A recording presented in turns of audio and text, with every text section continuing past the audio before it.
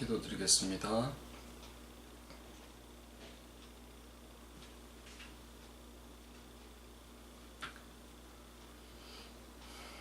사랑하는 자녀들을 눈동자와 같이 지켜보시고 일거수일투족 걸어가는 모든 길이 아버지의 회복의 역사 가운데 있게 하심을 감사를 드립니다. 보여지는 것으로가 아니라 오직 보이지 아니하는 세계에 모든 것의 시작이 있고 능력이 있음을 이 시간에 또 저희들이 고백을 하옵고, 그러나 아버지의 뜻하심이 또한 저희들의 보이는 삶을 통해 나타나실 것을 또한 알기에 오늘이라고 하는 하루가 비록 먼지와 같을지라도 영생의 생명이 그 안에 또 함께 하심을 감사를 드리고, 나누는 모든 말씀으로 오늘도 새롭게 아버지 안에 또 한 걸음 나아갈 수 있는 저희 되게 해 주셨기를 예수님의 이름으로 기도드립니다. 아멘.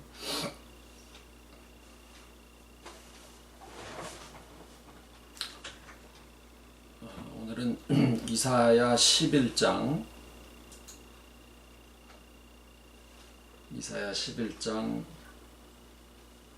2절로 9절까지를 같이 나누겠습니다. 이사야 11장 2절로 9절.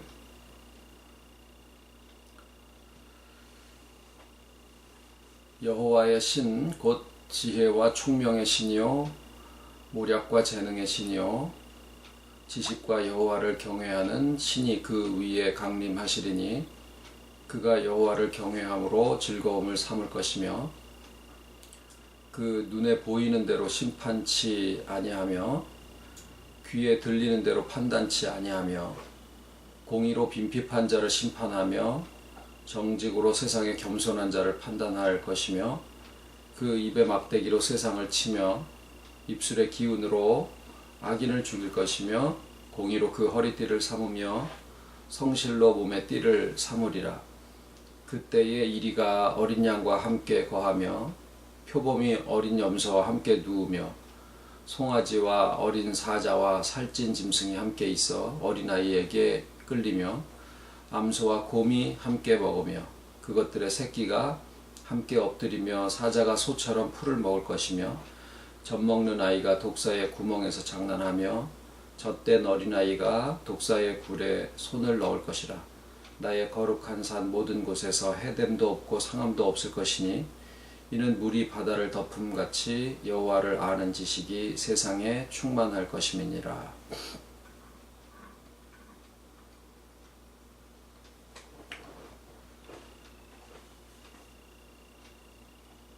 우리가 사는 오늘의 현실들은 그저 하늘에서 돌이 떨어져서 누가 맞든지 우연히 되는 그런 것들이 아닙니다. 우리가 걸어가는 한 걸음 한 걸음들은 이미 예언되어진 대로 성취되어지는 것들인데, 그 말은 하나님이 우리가 뭘 어떻게 결정을 하든 상관없이 하나님의 작정하신 대로 진행된다라는 그런 의미가 아니라,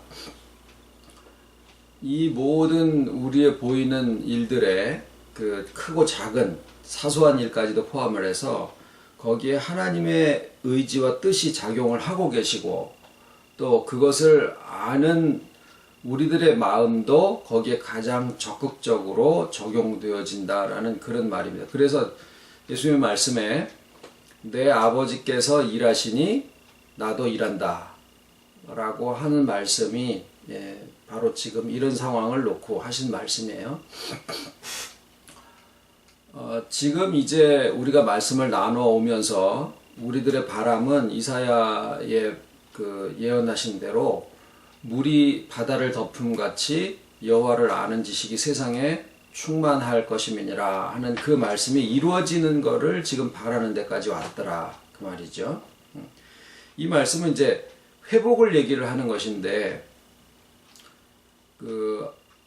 저희가 우리 자신에 대한 그 회복도 이제는 조금씩 느껴가고 있고, 또 이 회복이라는 것이 나 혼자서만 되는 것뿐만이 아니라 나한테 상처를 주고 아픔을 주었던 어떤 다른 사람들에게 대해서도 내 마음에서 아버지를 알고 아버지에 대한 하나님에 대한 오해가 풀어지다 보니까 그 하나님에게로부터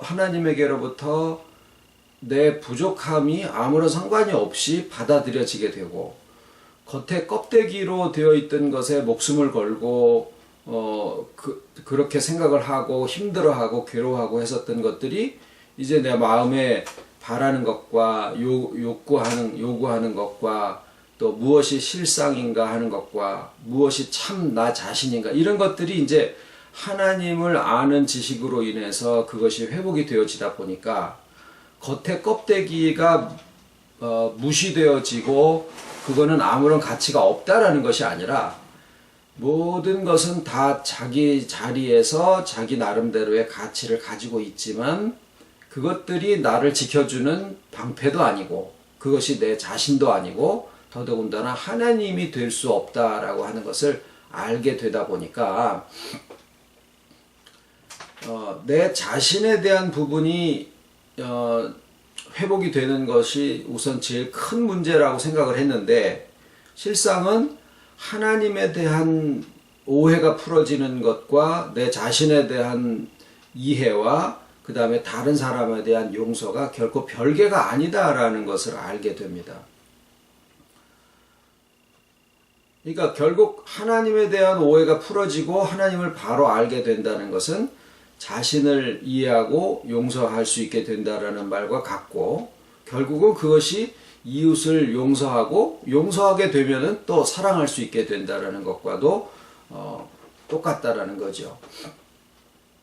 그래서 모든 인생이 지금 우리에게서 일어나고 있는 일과 또 우리에게 들려지는 복음을 같이 듣고 또 그들의 상한 심령, 왜냐면은 세상을 보면은 참 상한 사람들이 많고 외로운 사람도 많고 자신의 사는 의미에 대해서 모르고 그냥 열심히만 하고 있는 그러한 믿는 사람들도 많기에 이런 말씀들이 같이 나눠지고 상한 심령을 치료함을 받고 관계가 회복이 되어져서 본래와 같이 될 것을 우리가 바라는데, 오늘 이 말씀이 이사야 11장에 있는 말씀이 바로 그런 것들에 대한 것을 언급을 하고 있더라 그 말이에요. 그걸 담고 있더라 그 말입니다.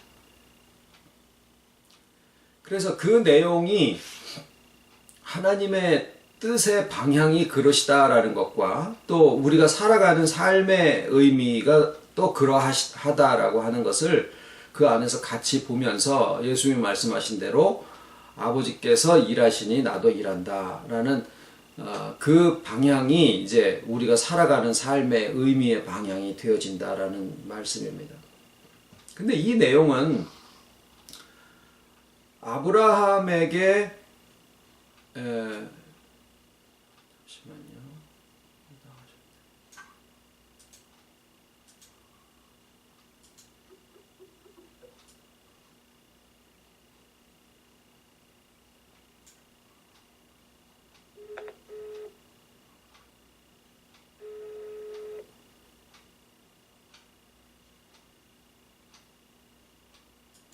이 말씀은 아브라함에게 하신 약속이랑 그 의미가 같습니다.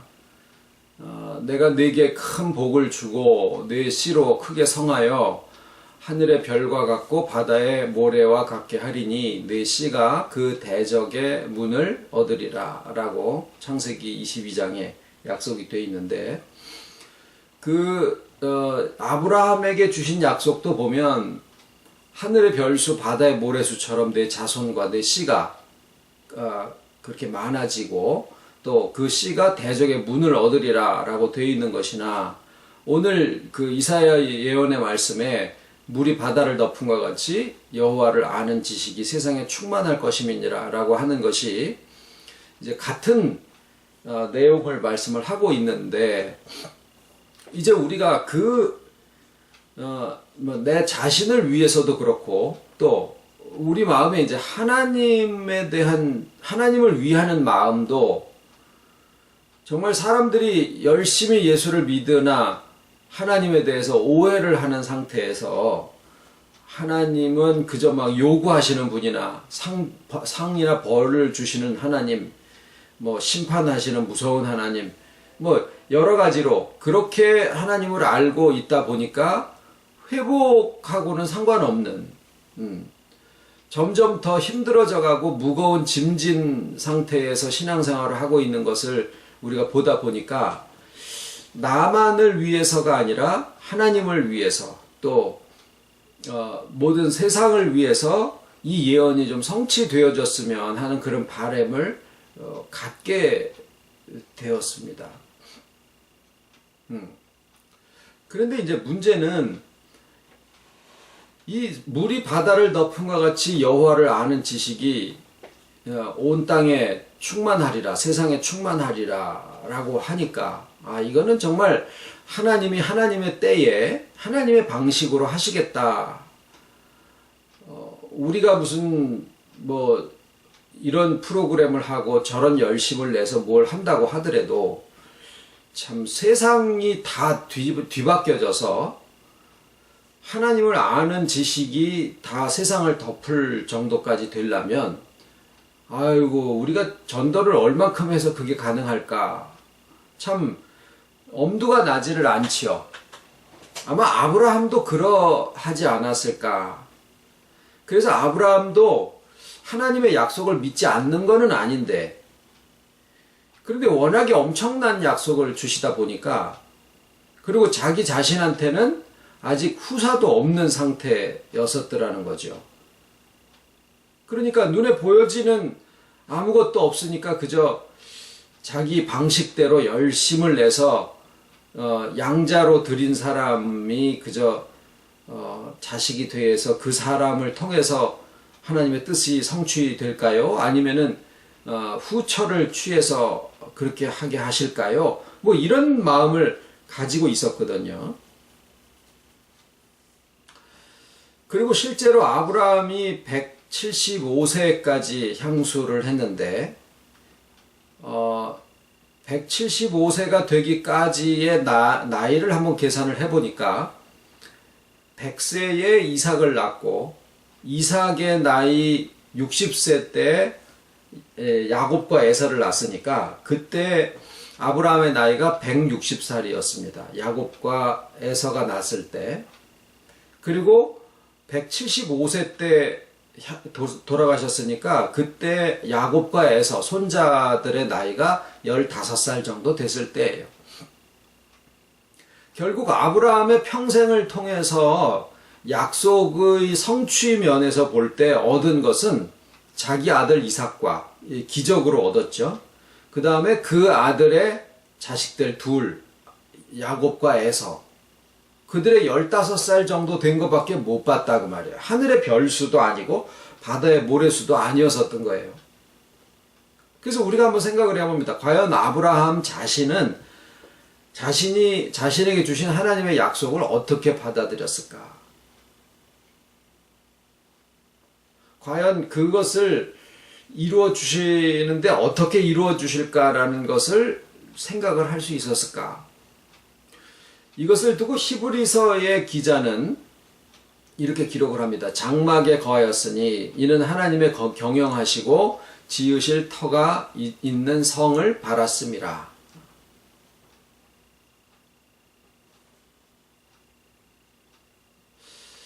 이제 오늘 우리가 11장 2절에서 9절까지의 말씀을 같이 읽었는데요. 그 예언의 시작은 어떤 한 사람에 대한 묘사로 시작을 합니다. 여호와의 신, 곧 지혜와 총명의 신이요 모략과 재능의 신이요 여호와를 경외하는 신이 그 위에 강림하시리니. 그리고 이제 마지막은 물이 바다를 덮음과 같이 여호와를 아는 지식이 온 땅에 충만해지는 시대를 말씀을 하시면서 마감을 합니다.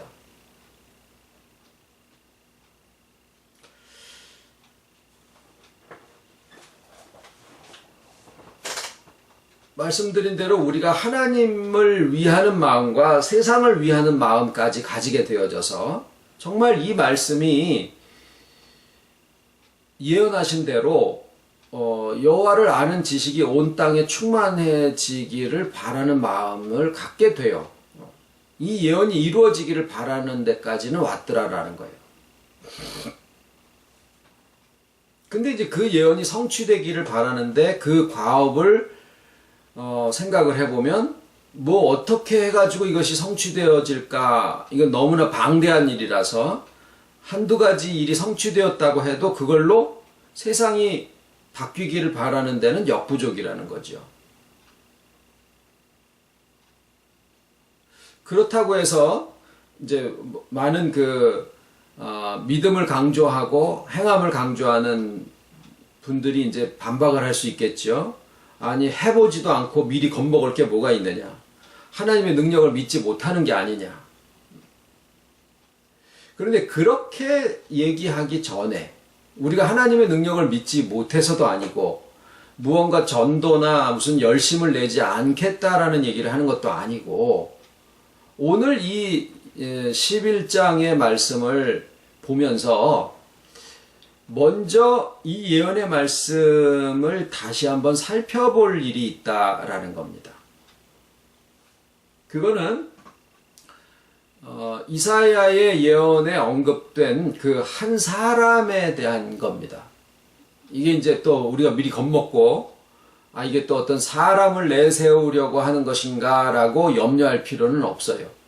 그거는 우리가 이미 알기 때문에 이 예언에 나타난 아이에 대한 부분을 다시 살펴보면 독사굴에 손을 넣고 장난쳐도 물지 않고 그 내용은 우리가 아는 바대로는 창세기에 나타나는 여자의 후손이 뱀의 후손의 머리를 부수게 되는 것과 동일한 내용을 묘사하고 있는 것을 우리가 파악할 수가 있어요. 거기에 창세기 3장에 나와 있는 경우에도 여자의 후손을 복수가 아닌 여자의 후손들이라든가 이렇게 한 게 아니라 여자의 후손을 단수로 표현을 하고 있는데 여기에 이사야에 있는 말씀도 한 사람에 대한 말씀을 하고 있기 때문에 자칫 어떤 사람이 또 내게로 와라 라든가 이게 자기에 대한 예언이다 라고 이야기를 하기가 참 쉬운데 이제 이 사람이 누군가 세상에서 그 사람을 찾아보자 라고 하는 것에 의미가 없다라는 것은 우리가 알기 때문에 오히려 그 한 사람이 누구냐라는 것을 찾기보다 그 사람에게 임하는 상황과 상태가 어떤가라는 것을 아는 게 중요하다라는 거예요. 그래서 그 마음으로 이사야의 예언을 다시 살펴볼 필요가 있습니다. 여호와의 신 11장 2절에요. 여호와의 신 곧 지혜와 총명의 신이요 모력과 재능의 신이요 여호와를 경외하는 신이 그 위에 강림하시리니 그가 여호와를 경외함으로 즐거움을 삼을 것이며 그 눈에 보이는 대로 심판치 아니하며 귀에 들리는 대로 판단치 아니하며 공의로 빈핍한 자를 심판하며 정직으로 세상의 겸손한 자를 판단할 것이며 여기에 겸손한 자는 마음이 겸손해가지고 겸손하다라는 게 아니라 마음에 여러 가지 것들을 놓고 고민하고 고통에 시달리고 있는 사람을 얘기를 합니다. 세상의 겸손한 자를 판단할 것이며 그 입의 막대기로 세상을 치며 입술의 기운으로 악인을 죽일 것이며 공의로 그 허리띠를 삼으며 성실로 몸의 띠를 삼으리라. 자, 이 내용을 보면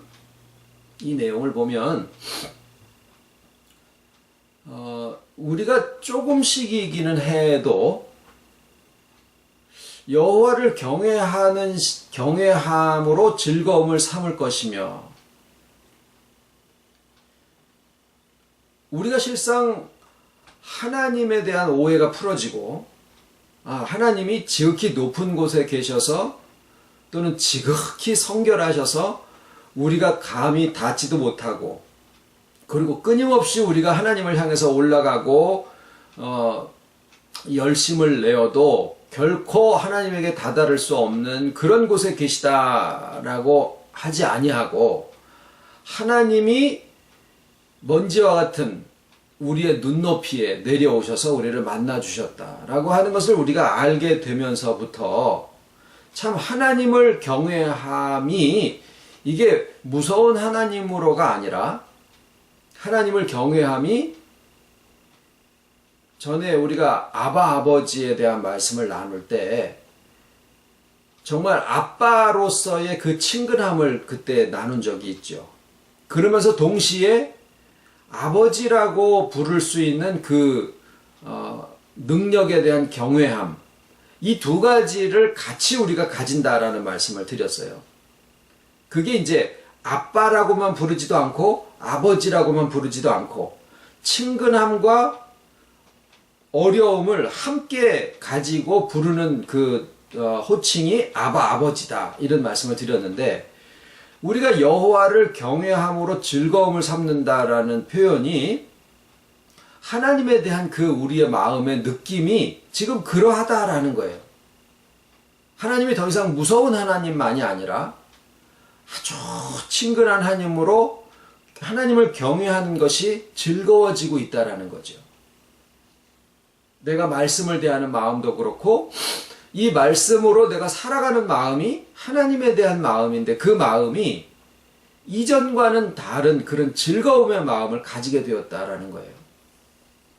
그리고 눈에 보이는 대로 심판치 아니한다고 해서 내가 어떤 사람 위에 굴림해서 사람을 핍박하지 심판한다라는 그런 차원이 아니라 어떤 상황을 볼 때 그것이 눈에 보여지는 것으로가 다가 아니라 보이지 아니하는 세계가 있고 보이지 아니하는 속사람의 세계에서 주와 연합한 것에 대한 것이 믿음으로 알아지게 되고, 자, 눈에 보이는 대로 심판치 아니한다라는 것은 사람이 사자 노릇을 하고 있는데 그 속을 느껴다 보니까 저 사람 속에 굉장히 외로움이 있구나, 속을 보게 된다라는 그런 얘기를 하는 거예요. 그게 보이는 대로 심판치 아니하며 귀에 들리는 대로 판단치 아니하며 공의로 빈핍한 자를 심판하며 정직으로 세상에 어려운 자, 겸손한 자를 판단할 것이며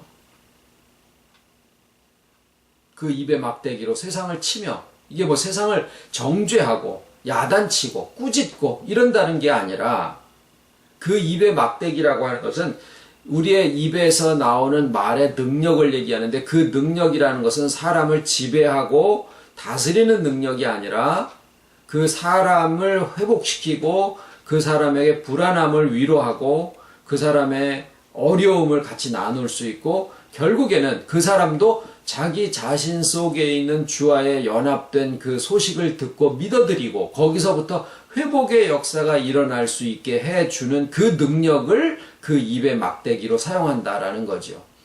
입술의 기운으로 악인을 죽일 것이며, 그럼 악인을 죽인다라는 게 이 사람은 악인이고 이 사람은 선인이다 이 뜻이 아니죠. 악인을 죽인다라고 하는 것도 우리 속에 지나쳐진 것을, 지나친 게 악이니까 지나쳐진 것을 강한 창과 칼로 자기를 방어하고 서로 찌르고 있었고 상처를 주고 있었던 그것들을 이제 더 이상 하지 않아도 되는 그런 쪽으로 마음이 점점 심령이 회복되어져 간다라는 얘기예요. 그래서 그때에는 너희가 창을 꺾고 칼을 꺾어서 그것으로 보습을 만들고 쟁기를 만든다라는 그 예언을 우리가 기억하고 있지 않습니까? 결국 악인을 죽인다라는 말은 사람들에게 있는 지나쳐진 것, 지나쳐져서 강해진 것이나 또는 모자라진 것, 세례 요한에 대한 말씀을 얘기를 하시면서 그가 주의 길을 예비를 하는데 높은 산이 낮아지고 깊은 골짜기가 메워져서 그리스도께서 오는 길을 예비하리라 라는 말씀이 있죠. 그것도 역시 같은 내용입니다. 우리에게 지나쳐져서 악해지고 강해진 것들이 부드러워지고 모자라져서 두려움 속에 있는 것을 채워서 정말 그리스도께서 우리에게 모든 것을 적절하게 자기의 때에 아름답게 만드셨다라고 하는 그런 마음을 회복해 갈 수 있게 한다라는 거죠. 그게 입술의 기운으로 악인을 죽일 것이며 공의로 그 허리띠를 삼으며 성실로 몸의 띠를 삼으리라. 우리가 뭐 띠, 허리띠 이거는 어떤 일을 마무리한다라는 것을 우리가 잘 아시기 때문에 자, 그때에 그래서 지금까지 읽으신 2절에서부터 여기까지의 말씀이 실상 어떤 한 사람을 얘기하는 것처럼 기록이 되어 있지만 이런 지금 상황들이 우리 각자에게서 지금 진행되고 있다라는 것을 부정할 수가 없다라는 겁니다. 우리가 세상을 덮을 수 있는 어떤 프로그램의 주체도 아니고 뭐 엄청난 전도의 역사를 일으키고 있는 사람들도 되지 못하고 있지만 지금 여기에 이사야 11장 2절로부터 나와 있는 이 말씀이 지금 우리에게서 진행되고 있는 일이다라고 하는 것을 우리는 부정할 수는 없어요. 그 뒤에도 한번 보겠습니다. 그때에 이리가 어린 양과 함께 거하며 표범이 어린 염소와 함께 누우며 송아지와 어린 사자와 살찐 짐승이 함께 있어 어린아이에 끌리며 염소와 곰이 함께 먹으며 그것들의 새끼가 함께 엎드리며 사자가 소처럼 풀을 먹을 것이며 젖먹는 아이가 독사의 구멍에서 장난하며 젖된 어린아이가 독사의 굴에 손을 넣을 것이라. 나의 거룩한 산 모든 곳에서 해됨도 없고 상함도 없을 것이니. 이렇게 돼 있거든요. 그러면은 두 가지죠. 이리가 나오고 어린 양이 나오고 표범이 나오고 어린 염소, 송아지와 어린아이, 살찐 짐승, 암소와 곰이 함께 먹으며 여기에 나와 있는 내용들을 보면 이 두 가지가 다 나 자신이다라는 거죠.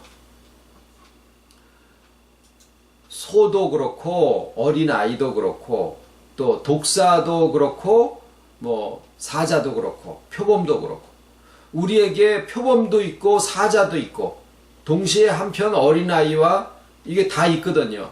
그런데 그 표범이 어린 염소와 함께 누워있다라고 하는 것을 생각을 해보면 표범이 무는데 어린 염소가 뭐 도망을 가려고 하지도 않고 그러니까 표범은 물지 않는다라는 거고 염소는 그 물리는데 독사굴에다가 손을 넣었는데도 그게 상하지 않는다라는 거예요.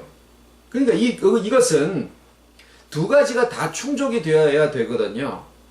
염소가 물려도 상함을 받지 않아야 되고 표범은 물지 않아야 된다라는 거예요.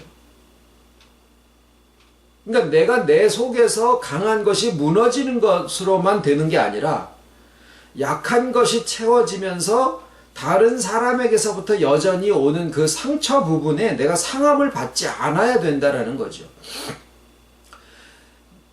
상대방은 여전히 나의 폐부를 찌르고 심장을 후벼 파는 그런 악한 말을 해대는데 내가 방어하는 체제가 없다라고 하면 내게 있는 칼과 창이 꺾여져서 그 사람을 공격하지는 않아도 상대방에서부터 오는 그 칼과 창과 도구로부터 피해를 받을 수밖에 없는데 지난번에 우리가 나눈 말씀처럼 그래서 내가 너의 방패다.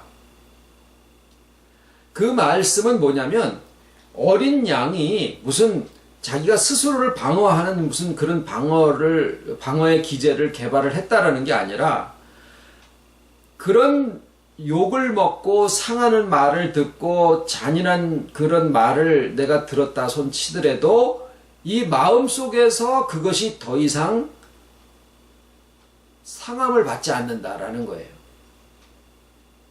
그래서 어린 양과 사자가 함께 눕고 표범이 어린 염소와 함께 거하고 하는 이런 내용들이 내 입이 부드러워지고 내 마음이 단단해지고 이 두 가지가 동시에 함께 이루어지는 것인데 글쎄요, 제가 전부 다 우리 식구들과 어떻습니까를 여쭤보지는 못하고 있습니다만은 간간히 들리는 이야기를 들어볼 때는 아직 다는 아닐지 몰라도 그런 모습들이 점점 내 안에서 진행되어져서 이제 더 이상 아프지 않다. 이제 더 이상 내가 다른 사람을 그렇게 막 꼬집고 가슴을 뚫어버릴 정도의 그런 아픈 말들을 내가 하지 않고 있더라 라는 얘기를 듣습니다. 아마 그것이 우리들의 그냥 고백이지 않을까라는 생각을 하는 거죠. 자, 그래서 이사야 11장 2절에서부터 8절까지의 내용을 쭉 볼 때 이 말씀은 분명히 시작되기는 어떤 한 아이에 대해서 또는 어떤 한 사람에 대해서 시작을 하고 있습니다만은 우리들이 공히 이 내용들이 다 우리들 자신에 대한 이야기를 하고 있다. 이사야가 우리 자신에게서 지금 진행되어지고 있는 일들을 언급하고 있다라고 하는 것을 느낄 수가 있다라는 겁니다. 그것을 우리가 인식하고 있다라는 거죠. 지금 이제 드리는 말씀의 중요한 것은 그것을 내 자신에게서부터 진행되고 있다라고 하는 것을 인식하는 게 중요하다라는 사실입니다. 나의 마음이 여호와를 경외하는 신이 어떤 사람에게 임했나라는 것을 쳐다볼 게 아니라 그 여호와의 신이 임하셔서 나타나는 여러 가지 모습들이 이게 바로 내 얘기네 라는 것을 인식하는 게 중요하다라는 겁니다. 그게 그 사람에게서 진행된다라고 했는데 그 일이 만약에 내게서 진행되고 있다라고 하면 바로 이사야가 예언한 그 내용은 온 세상을 덮는 지식이 그게 중요한 게 아니라 바로 내 자신에게서 이 일이 진행되고 있다라고 하면 우리의 관심이 어디에 있어야 되느냐?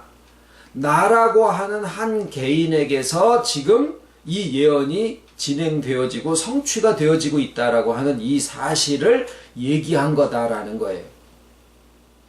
실상 그렇습니다. 온 세상이 내가 살고 있는 이 시대의 온 세상이 여호와를 아는 지식에 충만해졌어요. 모든 사람이 다 여호와를 알아. 그런데 정작 나의 삶에는, 내 심령에는 이사야가 예언한 이 내용이 성취되어지지 않고 있다고 한번 해봐요. 다른 사람들은 여호와를 아는 지식이 다 충만한데 나는 이 일에 상관이 없어요. 그러면은 내가 아무리 다른 사람을 전도하고 회복을 시키고 무슨 일을 했다고 하더라도 그게 나하고 무슨 상관이 있냐 그 말이에요. 결과적으로 말씀을 드릴 때 이사야가 예언한 그 여호와를 아는 지식이 온 땅에 충만한다라고 하는 것은 1차적으로 내 자신이 2절에서부터 8절까지의 그 내용이 나 자신에게 성취되어지고 있는 것이 이게 중요하고 그것을 인식하는 게 일단 급선무다라는 거예요. 그렇게 보면 아브라함이 자기의 평생에 175세까지 살도록 결국 3대도 아니고 2대까지밖에 못 본 거예요. 자식 2대. 이삭과 야곱과 에서. 그들을 본 게 다였었는데 그는 하나님의 예언에 대해서 조금도 의심하지 않았었을 거라는 것을 우리가 잘 압니다. 왜냐하면 그분은 뭘 봤냐? 이사야는 그 나중 사람이지만 이사야가 예언했던 11장 2절에서부터 9절까지의 내용이 자기 속에서 성취되고 있다라고 하는 것을 알았을 거다라는 거예요. 그리고 그것을 이삭이라고 하는 그 다음 세대에서 경작을 한 거예요. 그리고 그 이삭에 의해서 그 다음 세대의 경작이 또 진행되고 있는 것을 자기 눈으로 본 거예요. 그러니까 결국 아브라함은 경작의 원리와 이름 짓는 원리를 이미 터득을 해서 자기와 자기 자식 또 그 자식의 자식에 이르기까지 하나님의 약속이 지금 성취되어지고 있다라고 하는 것. 그들에게서 하나님의 약속이 성취된다라는 것은 숫자가 아니고 그들의 삶의 생각이 바뀌고 지식이 바뀌고 그들의 인격의 회복의 역사가 일어나고 있다라고 하는 것을 아는 사실이 바로 약속의 성취다라고 하는 것을 알고 있었더라라는 거예요. 그래서 아브라함은 돌아가실 때까지 하나님의 약속에 대해서 결코 의심한 게 아니라 오히려 약속이 성취되었구나라고 하는 것을 알았었을 거다라는 겁니다. 자, 이제 오늘 우리가 이제 몇몇 분으로부터 그런 얘기를 들었어요. 가끔 말씀 속에서 여호와를 아는 지식이 물이 바다를 덮음과 같이 여호와를 아는 지식이 온 세상에 충만할 것임이라는 예언이 있는데 그것이 정말 이루어지는 세상을 보기를 원합니다 라는 얘기를 드린 기억이 있는데 오늘도 마찬가지고 그랬더니 어떤 이제 말씀을 듣는 분들로부터도 본인도 그것을 참 바랍니다. 언제 그런 세상이 올까요? 하고 그것을 동의하는 그러한 얘기를 들은 적이 있거든요. 그래서 한번 생각을 해봤습니다. 어떻게 해서 그 세상이 이루어질까? 어떤 전도의 방법을 사용을 해야 가장 효과적일까? 뭐 영화 시나리오를 써야지 맞나? 책을 써야지 되나? 아니면 노방 전도를 하는 것이 맞는가?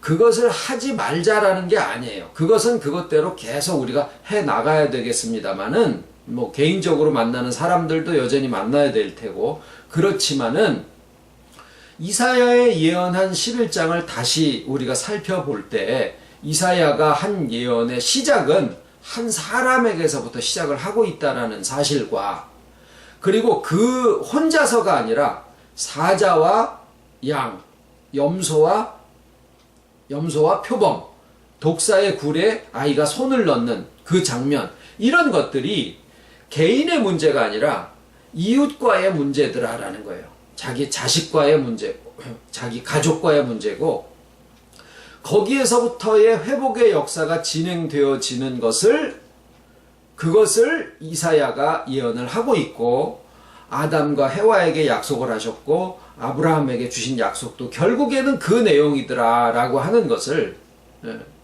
아브라함이 왜 죽을 때까지 야곱과 에서까지밖에 못 보고 돌아가셨을까라는 생각을 하다 보니까 이사야의 예언이 온 세상에 몇 사람이 구원을 받고 하는 것을 얘기하는 게 아니구나라는 것을 알게 되어져서 바로 우리 속에서 지금 진행되어지고 있는 일이 이사야의 예언의 성취다라고 하는 그 사실을 오늘 나눴습니다.